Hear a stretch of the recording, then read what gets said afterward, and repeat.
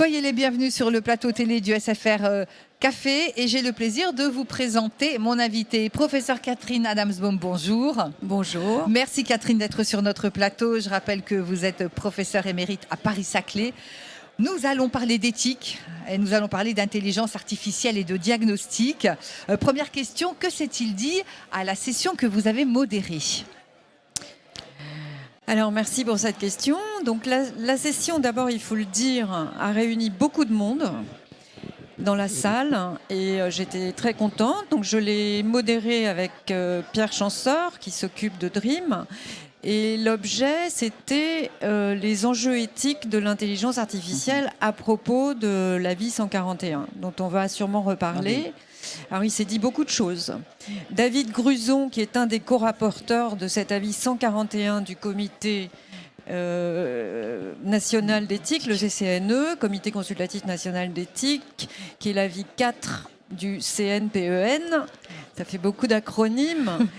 Comité national pilote de l'éthique du numérique, a visé à parler et à émettre des recommandations et des points de vigilance à propos de l'utilisation des systèmes d'intelligence artificielle appliqués au diagnostic médical. On ne parlait pas du tout des outils récréatifs et pas non plus seulement des outils utilisés en radiologie. Donc David Gruson a rappelé le cadre de cet avis 141 qui est très intéressant et dont je recommande la lecture à tout le monde, et peut-être pas dans son entièreté, mais au moins les points de vigilance et les points de recommandation.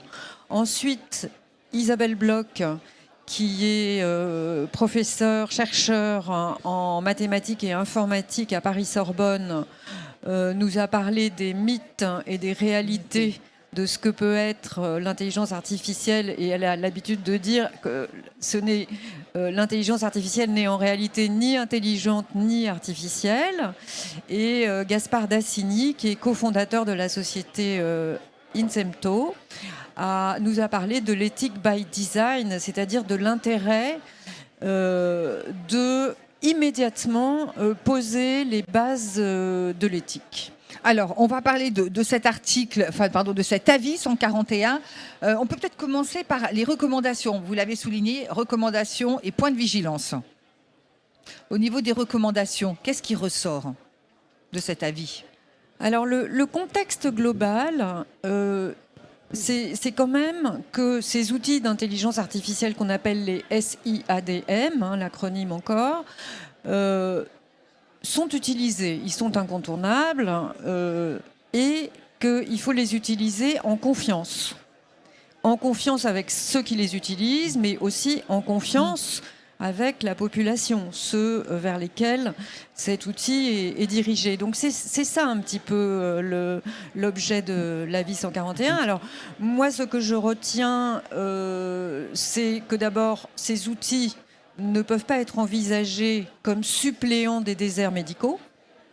Ça, c'est un point qui est absolument fondamental, et que ces outils ne peuvent pas remplacer le médecin et donc pas le radiologue.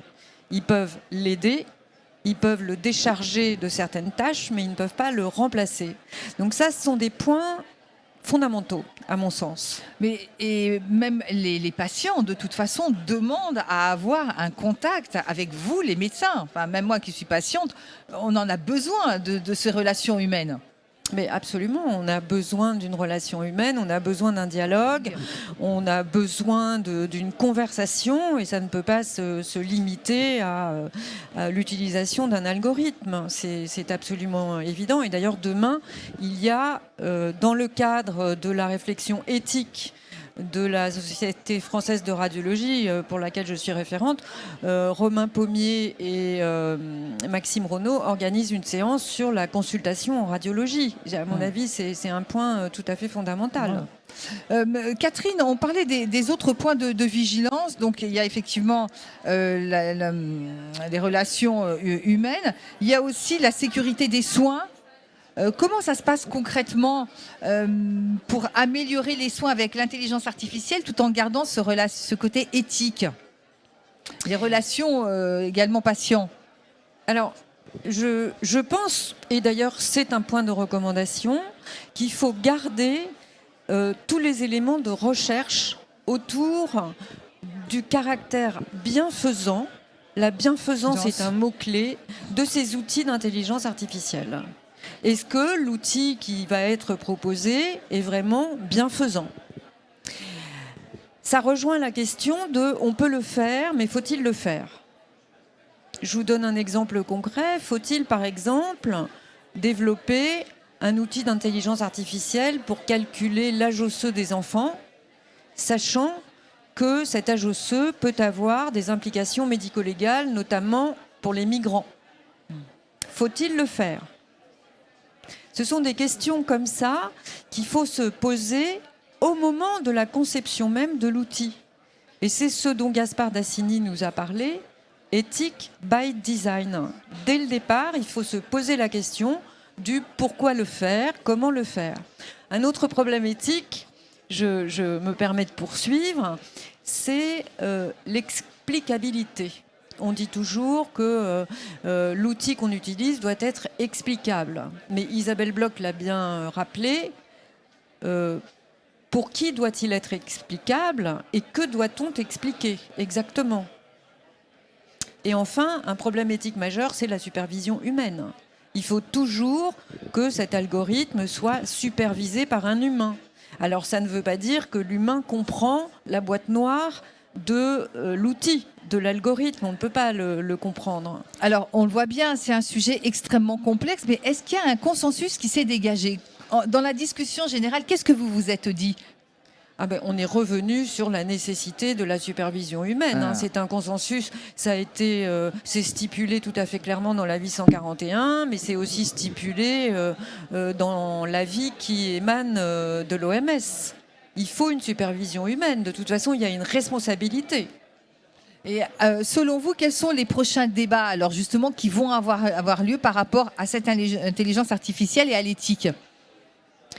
À mon avis, le prochain débat dans l'utilisation de l'intelligence artificielle et le diagnostic médical, et en particulier radiologique, va être dans les intelligences artificielles génératives, donc les chatbots.